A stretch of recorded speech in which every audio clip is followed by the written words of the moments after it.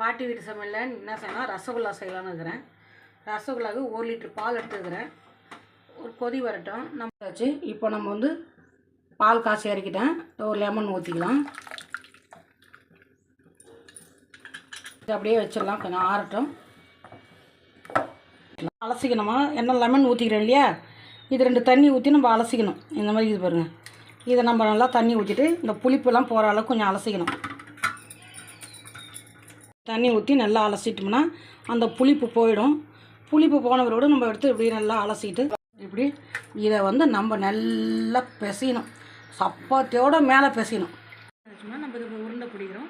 சின்ன சின்ன உருண்டையாக எடுத்து நம்ம ரவ உருண்டையாக பிடிக்க வேண்டியதான். இந்த மாதிரி பிசையணும், நல்லா பிசையணும். ரொம்பவும் பிசைஞ்சிடக்கூடாது, ரொம்ப மீடியமாக நம்ம பிசைஞ்சிக்கணும். ரொம்ப நல்லா பிசைஞ்சு இந்த மாதிரி பிசைஞ்சிக்கணும். இந்த மாதிரி பிசைஞ்சு உருட்டிக்கணும். உங்களுக்கு உருட்டுன்னு தான் நான் திருப்பி பிடிச்சிட்டு காட்டுறேன். உருட்டிக்கிட்டு நல்லா உருட்டிக்கிட்டோம்னா இந்த மாதிரி உருட்டிக்கிட்டு பால் மாதிரி ஒன்று ஒன்றா இப்படி இப்போ உருட்டணும். பால் உருண்டை மாதிரியாக ஊட்டி நம்ம போட்டுட்டு இந்த உருண்டை நல்லா பிடிக்கணும். சின்ன சின்னதாக பிடிக்கணும்.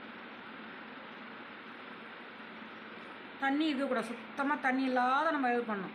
சின்ன சின்னதாக வந்தால் அது பெரிய பெரிய பாலாக வந்துடும். அதுதான் நம்ம சின்ன சின்ன தண்ணி இதை கொச்சிருச்சு. இந்த சர்க்கரை போடுறோம் ரசகுல்லா செய்கிறதுக்கு. சர்க்கரை வந்து இது 1.5 கப்பு போடுறேன் நான் சர்க்கரை. இந்த பால் எதுக்கு ஊற்றுறதுன்னா இது மேலே அப்படியே அழுக்கு வரும். இந்த கொதி வர பார்த்து அதுக்கு தான் இந்த பால் ஊற்றுறது. அப்படியே வர்த்தம் இது.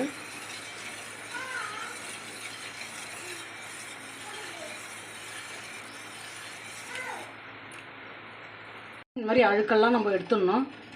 சர்க்கரையில் இருக்கிற அழுக்கெல்லாம் நம்ம இந்த மாதிரி எடுத்துட்டா பால் இதில் வந்துடும்.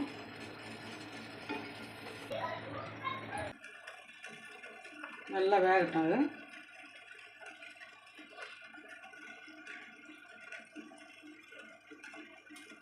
இதை வந்து நம்ம கூட பஸ்தண்ணி வந்து 1 டீஸ்பூன், ஒரு கரண்டி இப்படி லைட்டாக இப்படி கலக்கணும்.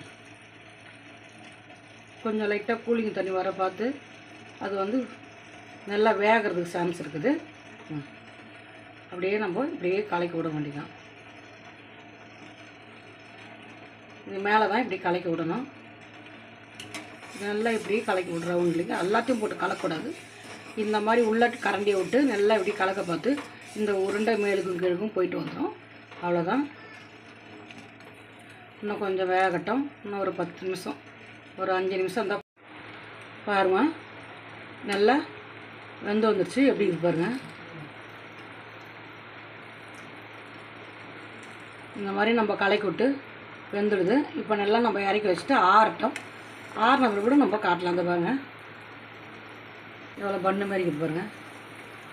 நல்லா வெந்துடுச்சு. ரசகுல்லா பாருங்க, நல்லா பண்ணு மாதிரி இந்த மாதிரி வரணும். நல்லா ஒரு கம்பி பதத்தெல்லாம் நம்ம அந்த பாவில் போடணும். நல்லா ஊறணும்.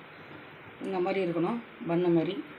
இதை நம்ம பண்ணு அமுக்கணுமா திரும்பி வருமா அது மாதிரி இருக்குது. உங்களுக்கு பிடிச்சிருந்தா லைக் பண்ணுங்கள், ஷேர் பண்ணுங்கள், கமெண்ட் பண்ணுங்கள், சப்ஸ்கிரைப் பண்ணுங்கள்.